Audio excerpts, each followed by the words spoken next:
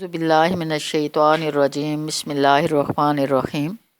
مشرکین مکہ نے ان ہستیوں کو خدا ٹھہرا لیا تھا جو کوئی چیز تخلیق نہیں کر سکتی تھیں، جو اپنے آپ کو بھی فائدہ اور نقصان نہیں پہنچا سکتی تھیں، اور جو نہ تو زندگی اور موت کا اختیار رکھتی تھی اور نہ مرنے کے بعد دوبارہ زندہ کرنے کا اختیار۔ وَاتَّخَذُوا مِن دُونِهِ آلِهَةً لَا يَخْلُقُونَ شَيْئًا وَهُمْ يُخْلَقُونَ وَلَا يَمْلِكُونَ لِأَنفُسِهِمْ ضَرًّا وَلَا نَفْعًا وَلَا يَمْلِكُونَ مَوْتًا وَلَا حَيَاةً وَلَا نُشُورًا۔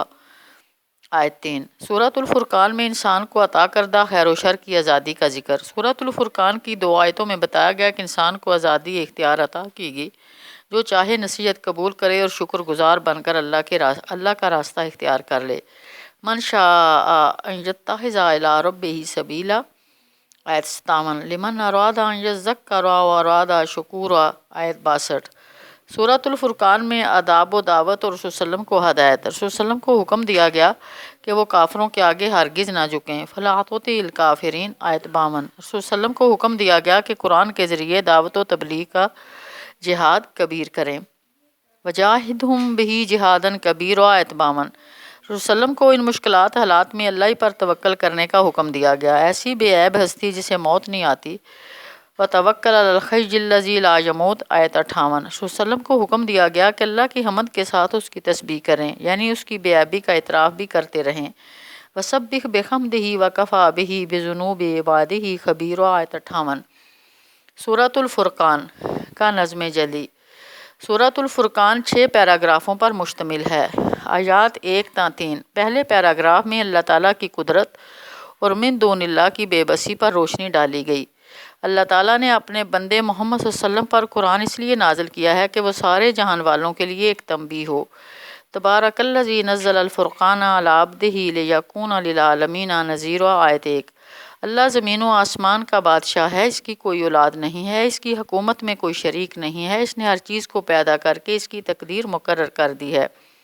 اس کے برخلاف من دون اللہ نہ خالق ہیں، نہ تو اپنے آپ کو فائدہ اور نقصان پہنچا سکتے ہیں، اور نہ ہی زندگی موت اور موت کے بعد کی زندگی کا اختیار رکھتے ہیں۔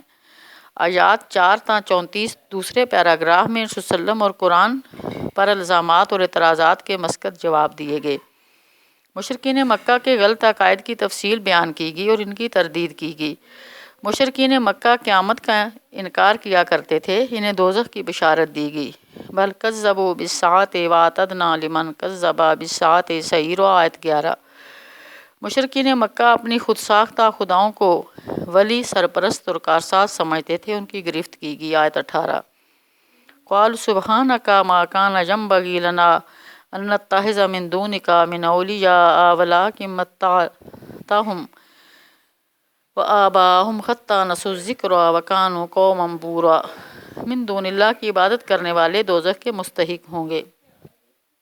آیات 35 تا 44۔ تیسرے پیراگراف میں مشرکین مکہ کو انبیاء کی تاریخ سے عبرت حاصل کرنے کا مشورہ دیا گیا۔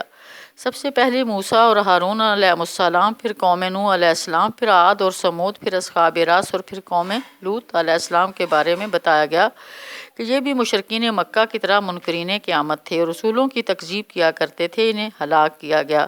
بل کانوا لا یرجون نشورا، آیت 40۔ قریش کے لیڈر نبی اکرم صلی اللہ علیہ وسلم کا مذاق اڑایا کرتے تھے۔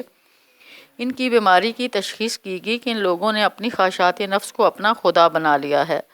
ارأیت من اتخذ الہہ ہواہ، آیت 43۔ انہیں جانوروں سے تشبیہ دی گئی۔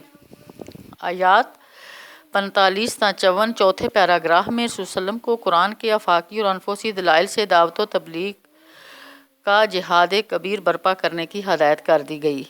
کافروں کے آگے نہ جھکنے کی ہدایت بھی کی گئی۔ دلائل آفاق سے توحید اور آخرت پر استدلال کیا گیا۔ فلا تطع الکافرین وجاہدہم بہ جہادا کبیرا، آیت 52۔ آیات 55 تا 62۔ پانچویں پیراگراف میں رسول صلی اللہ علیہ وسلم کو توکل، حمد اور تسبیح سجود کے ساتھ شرک کی تردید اور توحید کے اثبات کا کام جاری رکھنے کی ہدایت کی گئی۔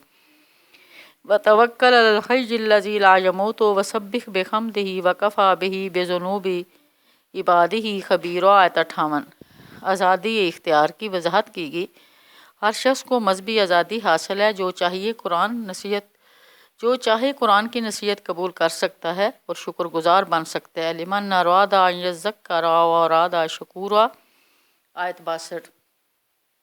آیات 63 تا 77 چھٹے اور آخری پیراگراف میں بد کردار مشرکین مکہ کو بتایا گیا کہ وہ اپنے کردار پر غور کریں اور رسول صلی اللہ علیہ وسلم اور ان کے مخلص صحابہ رضوان اللہ اجمعین کے کردار پر غور کریں، ایمان لا کر اپنے اندر جنت کے مستحق و عباد الرحمن کی صفات پیدا کریں۔